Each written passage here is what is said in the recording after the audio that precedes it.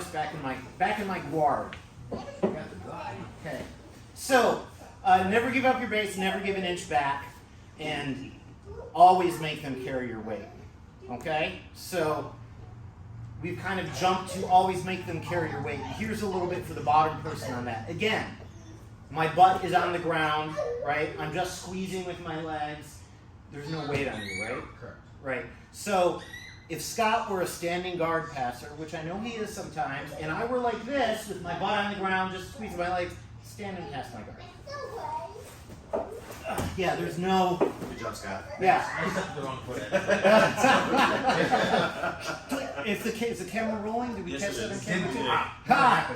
Right. Okay. So how easy was that? Very easy. Very easy. So what if I make him carry my weight by tilting my hips up? Look what my heels do when I tilt my hips up. They go down toward his tailbone, right? There's not a ton of extra this, okay? I'm not like Suzanne Summers, the Thigh Master, right? I'm not Suzanne Summering his ribs, right? So much as I am just curling my hips up and putting my weight on it. Now Scott goes to stand in my guard.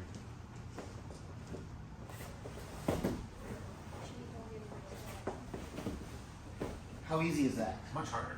Right, because my weight's on you. And yeah, I'm using my legs to mess with his balance, because just doing this isn't going to necessarily stop somebody who's skilled and strong.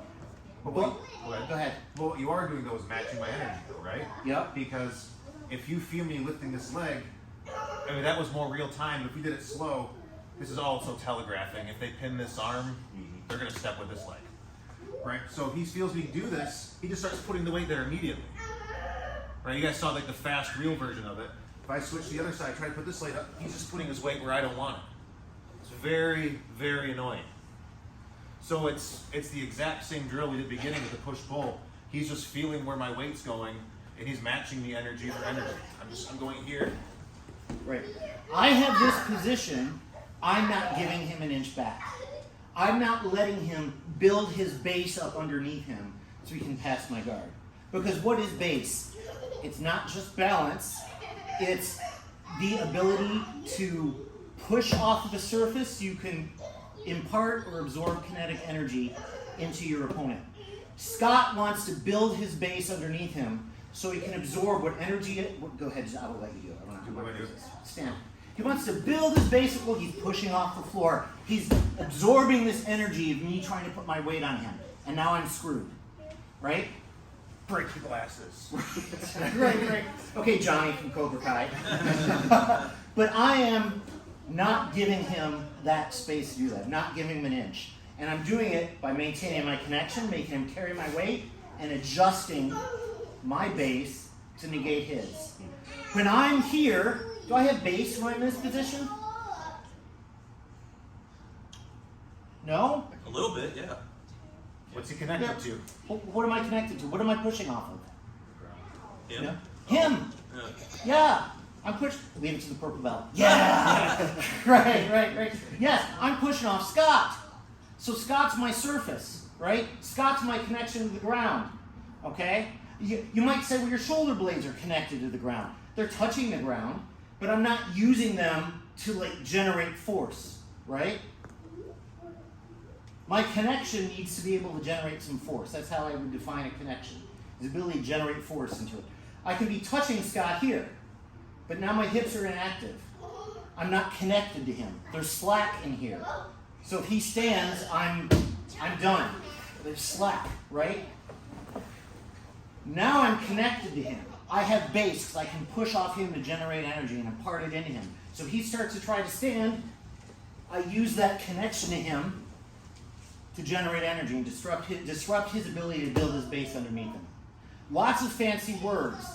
Maybe not, because I'm a social worker, right? Might speak simple, right? But like, always be thinking about, what am I connected to? What can I push off of to generate force? Am I connected to my opponent? Can I generate force into him or her? If I do that, am I going to remain stable while I do that? Like, these are things that make jiu-jitsu techniques work. And if I may, if you notice how much work I have to do to try to stand versus his tiny adjustment of weight, you know, if energy, if you think of energy expenditure like currency, like I'm spending a lot more than he is. In old bastard jiu-jitsu too, sometimes it's like, you know, if there's no timer, old school jiu-jitsu especially, even in the 5-minute match, even that last minute, he's got that much left in the tank.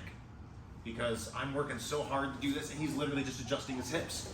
And so if I'm squirrely and I'm trying to do all this stuff, all he's doing is adjusting. I'm at that point where I'm like, and look at my posture right now, by the way, right? And now he's got, you know, a much fuller tank than I do.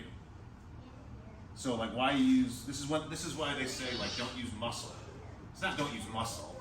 It's just don't use it if you don't have to. Use it properly. Yeah. Right. So let's try that drill, okay? If you don't know how to stand in guard, Scott's going to demonstrate real quick. I like to pin an arm. I'm going to put the pressure into his stomach. This is kind of my connecting him to the ground, getting him off me.